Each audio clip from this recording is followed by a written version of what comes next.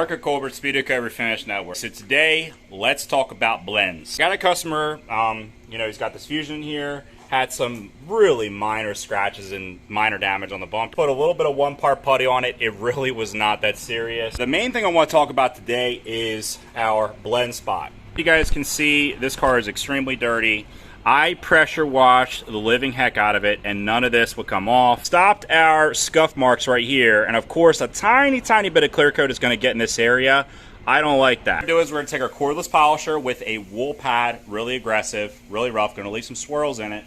And we're going to take our Speedokote compound. Think about the SMR 950, if you guys read on the back, does not contain silicone. It is body shop safe. Does that mean no fish eyes? We can put some compound in that blend area.